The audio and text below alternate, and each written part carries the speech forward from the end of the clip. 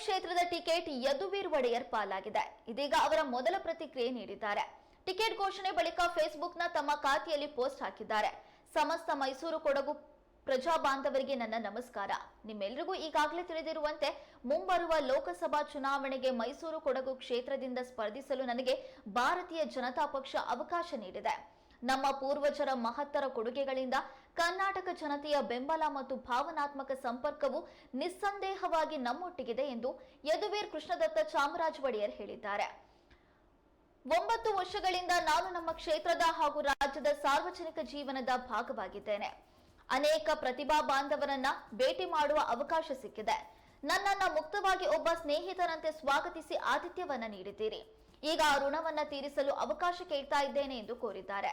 2 ಅವಧಿಯನ್ನ ಯಶಸ್ವಿಯಾಗಿ ಪೂರೈಸಿದ್ದಕ್ಕಾಗಿ ನಾನು ಪ್ರತಾಪ್ ಸಿಂಹ ಅವರನ್ನ ಅಭಿನಂದಿಸುತ್ತೇನೆ. ಜಗನ್ಮಾತೆಯಾದ ಶ್ರೀ ಚಾಮುಂಡೇಶ್ವರಿ ದೇವಿಯ ಆಶೀರ್ವಾದ ನಮ್ಮೆಲ್ಲರ ಮೇಲೆ ಸದಾ ಇರಲಿ ಎಂದು ಪ್ರಾರ್ಥಿಸುತ್ತೇನೆ ಎಂದು ಯದುವೀರ್ ಕೃಷ್ಣದತ್ತ ಚಾಮರಾಜ ಒಡೆಯರ್ ಹೇಳಿದ್ದಾರೆ.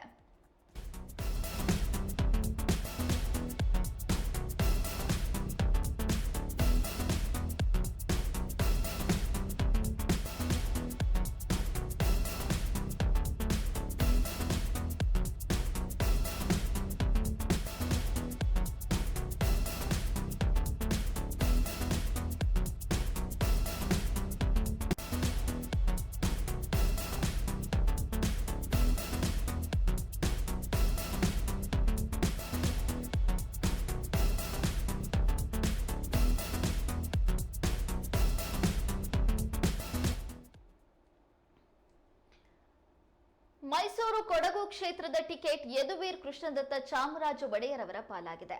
ಮೈಸೂರು ಕೊಡಗು ಕ್ಷೇತ್ರದ ಟಿಕೆಟ್ ಯಾರಿಗೆ ಸಿಗಬಹುದು ಅನ್ನುವಂಥದ್ದು ಇಡೀ ರಾಜ್ಯದಾದ್ಯಂತ ಸಾಕಷ್ಟು ಕುತೂಹಲಕ್ಕೆ ಕಾರಣವಾಗಿತ್ತು.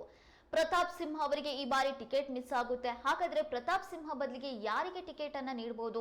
ಯದುವೀರ್ ಕೃಷ್ಣದತ್ತ ಒಡೆಯರ್ ಅವರ ಹೆಸರು ಮುನ್ನೆಲೆಗೆ ಬಂದಿದ್ದಂತೂ ನಿಜ. ಆದ್ರೆ ಅವರಿಗೆ ಕೊಡ್ತಾರಾ ಇಲ್ವಾ ಅನ್ನುವಂತಹ ಸಾಕಷ್ಟು ಅಂತೆಕಂತೆಗಳು ಇದ್ವು. ಆದ್ರೆ ಕೊನೆಗೂ ಕೂಡ ಇದೀಗ ಮೈಸೂರು ಕೊಡಗು ಕ್ಷೇತ್ರದ ಟಿಕೆಟ್ ಯದುವೀರ್ ಕೃಷ್ಣದತ್ತ ಒಡೆಯರ್ ಪಾಲಾಗಿದೆ. ಇದೀಗ ಅವರು ಮೊದಲ ಪ್ರತಿಕ್ರಿಯೆಯನ್ನ ನೀಡಿದ್ದಾರೆ. ತಮ್ಮ ಸಾಮಾಜಿಕ ಜಾಲತಾಣ ಫೇಸ್ಬುಕ್ ನಲ್ಲಿ ಒಂದು ಪೋಸ್ಟ್ ಅನ್ನ ಹಂಚಿಕೊಳ್ಳುವ ಮೂಲಕ ತಮ್ಮ ಮೊದಲ ಪ್ರತಿಕ್ರಿಯೆಯನ್ನ ನೀಡಿದ್ದಾರೆ. ಮೈಸೂರು ಕೊಡಗು ಪ್ರಜಾ ಬಾಂಧವರಿಗೆ ನನ್ನ ನಮಸ್ಕಾರ. ನಿಮ್ಮೆಲ್ಲರಿಗೂ ಈಗಾಗಲೇ ತಿಳಿದಿರೋ ಹಾಗೆ ಮುಂಬರುವ ಲೋಕಸಭೆ ಚುನಾವಣೆಗೆ ಮೈಸೂರು ಕೊಡಗು ಕ್ಷೇತ್ರದಿಂದ ಸ್ಪರ್ಧಿಸೋದಕ್ಕೆ ನನಗೆ ಬಿಜೆಪಿ ಪಕ್ಷದಿಂದ ಅವಕಾಶ ನೀಡಲಾಗಿದೆ. ನಮ್ಮ ಪೂರ್ವಜರ ಮಹತ್ತರ ಕೊಡುಗೆಗಳಿಂದ ಕರ್ನಾಟಕ ಜನತೆಯ ಬೆಂಬಲ ಹಾಗೂ ಭಾವನಾತ್ಮಕ ಸಂಪರ್ಕವು ನಿಸ್ಸಂದೇಹವಾಗಿ ನಮ್ಮೊಟ್ಟಿಗಿದೆ ಅಂತ ಹೇಳಿದ್ದಾರೆ. ಇನ್ನು ತಾವೆಲ್ಲರೂ ಕೂಡ ಲೋಕಸಭೆ ಚುನಾವಣೆಯಲ್ಲಿ ನಮ್ಮನ್ನ ಬೆಂಬಲಿಸಬೇಕು ಅಂತ ಕೂಡ ಕೇಳ್ಕೊಂಡಿದ್ದಾರೆ.